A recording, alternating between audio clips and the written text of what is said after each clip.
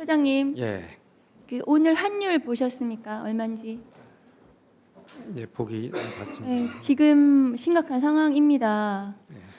제가 지난 토요일 날 광주에 다녀왔는데 80년 5월을 경험했던 분은 지금 24시간 각성 상태로 잠을 못 주무신다고 너무 무섭다고 하셨어요.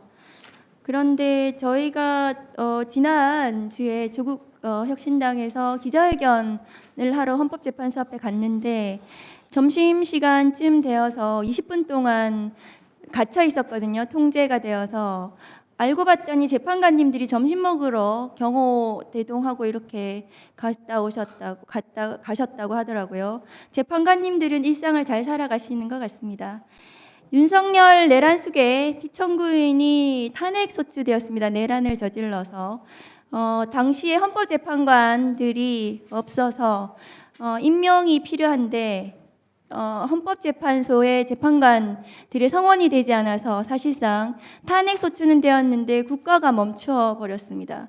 그런데도 불구하고 한덕수 권한대행, 최상목 권한대행이 줄줄이 재판관들을 제대로 임명하지 않았습니다. 급기야 헌법재판소에서 위헌이라는 판단을 받았습니다. 그런데도 불구하고 아직도 나머지 재판관에 대해서도 임명이 되지 않았습니다.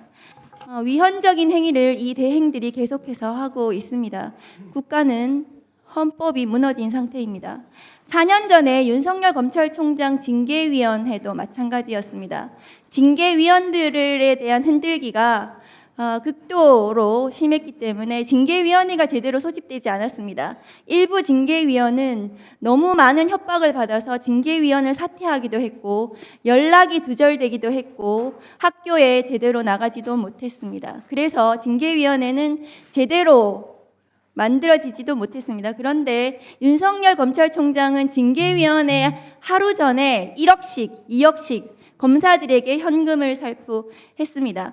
그런데 왜 이 윤석열 내란숙의 피청구인에 대한 탄핵심판 선고는 이루어지지 않는 것일까요? 사무처장님, 선고 기일을 잡지 못하는 것입니까? 그것은 재판부에서 지금 결정할 문제시고요. 신속하게 선고하기 위해서 신속은 이미 끝난 것 같고요. 지났습니다. 그런데 사무처장님은 지난 1월 9일 국회 본회의에 오셔서 포고령 1호는 전부 위헌이라고 답변하셨습니다. 맞습니까? 그때 제가 그런 사건이 심리 중에 있다고 말씀을 드리면서 그때 헌법에 부합하냐는 질문에 대해서 아마 제가 부합하지 않는다는 취지로 네, 답변을 그렇게 답변을 하셨습니다. 그것은 헌법재판소 사무처장님조차도 이 심판 대상이라는 계엄은 걸 말씀을 드렸습니다. 네, 위헌 위법한 포고령이라고 판단을 하셨습니다. 그런데도 불구하고 이 선고가 늦어지는 것은 선고 기일은 그러면 다수결로 결정을 하는 것입니까? 처장님, 재판관들이 선고 기일 잡으려면 다수결로 결정해야 됩니까? 아니면 재판장이 결정을 하면 됩니까? 형사소송법 규정에 따라서. 그동안 어떻게 해왔습니까? 재판부에서 그거는 결정해서 하시는 것으로 알고 있습니다. 그러니까 그동안 어떻게 해왔습니까? 전원이 선고기일에 합의해야 됩니까? 아니면 다수결로 해야 됩니까? 아니면 재판장이 직권으로 지정을 할 수 있습니까?